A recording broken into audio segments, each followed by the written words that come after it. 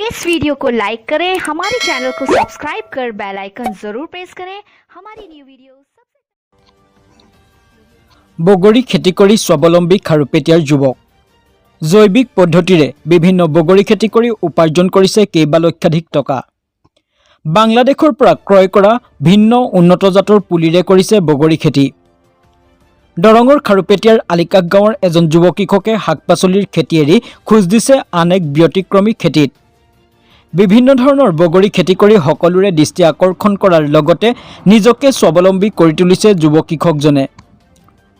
প্ৰণালীগতভাৱে 10 বিঘা মাটিত জৈৱিক পদ্ধতিৰে কৰিছে বিভিন্ন ধৰণৰ বগৰী খেতি বগৰী খেতিৰে স্বাৱলম্বী হোৱা যুৱ কৃষকজনে বাংলাদেশৰ পৰা পুলি ক্ৰয় কৰি 10 বিঘা মাটিত কৰিছে বগৰী খেতি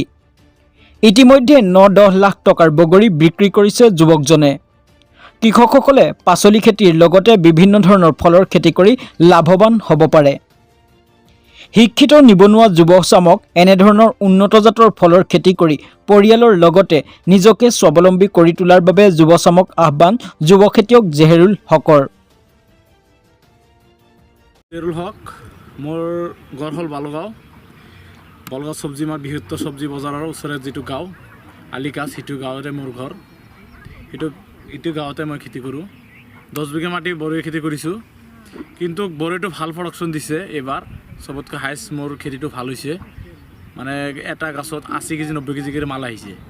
কিন্তু কথা হ'ল যে এবাৰ মানে দামটো কম বৰৈৰ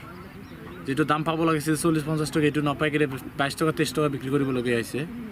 এবাৰ বলসুন্দৰীটো আছিল আগতে বলসুন্দৰীটো আছিল 40 টকা 45 টকা এবাৰ বিক্ৰী কৰি আছে 27 টকা 28 টকা আৰু সুন্দৰীটো আগতে আছিল 55 টকা 60 টকা এবাৰ বিক্ৰী কৰি আছে 22 টকা 23 টকা এনেকৈ বিক্ৰী কৰি আছিল সেই হিচাপত ক'ব গ'লে ফায়দা হৈছে ইমান হোৱা নাই আৰু যিমান ভাবিছিলোঁ মোটাতে লছ নহয় সবজিতকৈ ভাল আছে ফ্ৰুটৰ খেতিটো যেটো চালোঁ সবজিতকৈ ভাল সবজিটো 3 টকা 4 টকা আহি যা কিন্তু যিমানে বেয়া হওক না কিয় কিন্তু পইচাটো একবাৰ আহে যোৱা বছৰ আমি ডিচেম্বৰত গাড়িছিলোঁ এবাৰ এই ডিচেম্বৰ পাৰ হৈ গ'ল মানে বছৰে এবাৰ ফল আহেটো মানে আকৌ গুৰিখন কাটি দিম আকৌ এই জানুৱাৰীৰ পৰা আকৌ বিক্ৰী আৰম্ভ হ'ব মানে আগতে ভাবিছিলোঁ যে কমচে কম আমাৰ 10 বিঘা মাটিত কমচে কম 15 লাখ টকা লাভ হ'ব এবাৰ মানে দামটো কমাৰ কাৰণে এতিয়া গম পাইছোঁ 7-8 লাখ টকা লাভ হ'ব পাৰে তথাপিও মানে সবজিৰ খেতিতকৈ এইবিলাক ফ্ৰুটৰ খেতি মানে বহুত ভাল আমি যেটো মালটাও কৰিছোঁ আৰু কিছু ফ্ৰুটৰ খেতি কৰিছোঁ মানে ফল মূল খেতিটো বহুত ফায়দা আৰু এই সবজি খেতিতকৈ মই সিহঁতক এটা আহ্বান জনাওঁ যেহেতু সবজিৰ খেতি বাৰিছৰ প্ৰব্লেম হয় তাৰপিছত বজাৰত যিটো ৰেট এইটো ৰেটত মাল বিক্ৰী কৰিলে একচুৱেলি মই নিজে সবজি খেতি কৰিছোঁ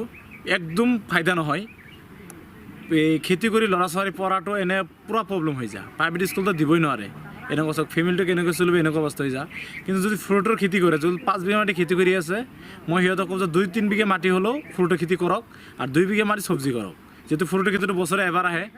আৰু খেতিটো বাৰ আহি থাকে 3 মাহ 4 মাহ পিছত আহি থাকে সেইটো পইচাৰে ফেমিলি চলাই গ'লে হ'ল আৰু 3-4 বিঘা মাটি ফ্ৰুটৰ খেতি কৰি এইটোৰ বেলেগ ইনকাম বেলেগ কিবা কাম কৰিব পাৰিব